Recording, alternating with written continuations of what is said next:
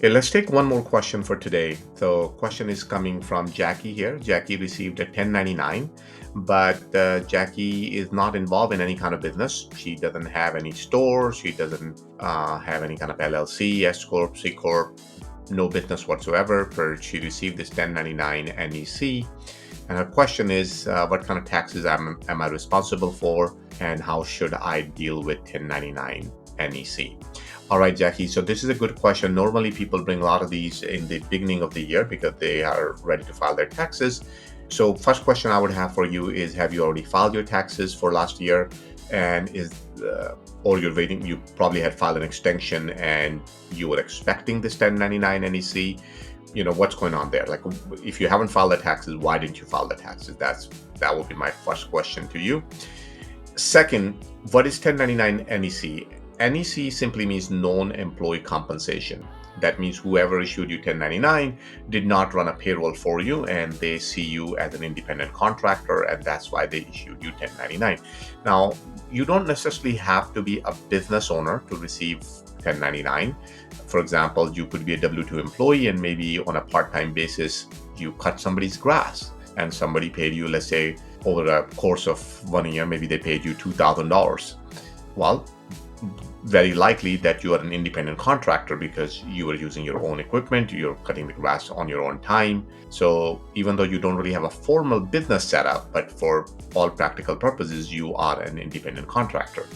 A more sophisticated example could be is maybe you are an engineer, have a W-2 job, and on a part-time basis, you built a website, maybe for me, for somebody else, and we wrote you a check. Well, for all practical purposes, you will be an independent contractor. But I'm a little bit surprised that you don't know this already, and you're asking me this question. And the reason why I'm surprised is because in order to issue your 1099, they must have used your social. So whoever used your social, they got that social probably from you. So you should know what that 1099 is for, what kind of services that you had provided that resulted in that 1099. If you would have shared more information about that, perhaps I could have been of more help. That's number one. And number two is, once you receive a 1099, obviously one thing different than your W-2 job is that now you're responsible for self-employment taxes. So when you're a W-2 employee, your employer is paying half of those taxes and you pay the other half, and they're automatically deducted from your paycheck. So before you receive the payment, those taxes has already been paid.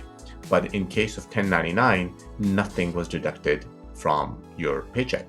You receive that amount 100%, and now you're responsible for paying that self-employment tax. But that's where it starts. Then you still have to pay your regular ordinary income tax, your state tax, all that stuff on top of that. That will be all calculated when your tax return is filed.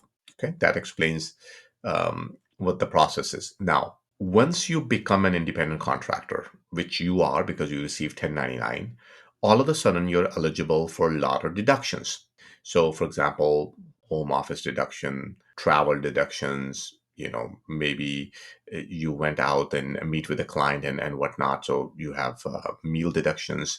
So all kind of expenses, you probably using your computer, your cell phone, your internet, all kind of things you're doing to make that revenue come true. So all of that expense that you had, we can write that off against your 1099 income. So it's not necessarily a bad thing. It's just that I don't know how much that 1099 income is and what kind of expenses you can possibly have. So maybe it's nothing. Maybe it will just like wash out altogether. Another thing I want you to know is I actually like 1099. Getting a 1099 is not a bad thing.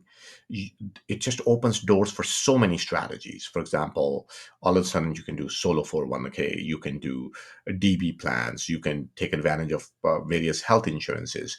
There's so much more you can do once you become an independent contractor. So don't get too much scared about that. Why did not I get a W-2? So that's one. We can obviously talk one-on-one and figure all that out, how that can help you. Second thing that kind of gets me worried about this question is, are you aware of this 1099? Were you expecting this 1099 or you were not expecting this 1099? Because if you're not expecting this 1099, then it might be a case of fraud. Somebody accidentally reported that income under your social. So now you have a couple of options. One option is you can ignore it, not do anything with it, because you never got paid, right? You never really got. Or the other thing you can do is report it. So which way do we go? Well, if you don't report it, then how would IRS know that there is an error, there's a fraud going on? They would have no idea. And they will continue to chase you to collect those taxes. And depending upon which state you're in, you might also have to deal with state taxes.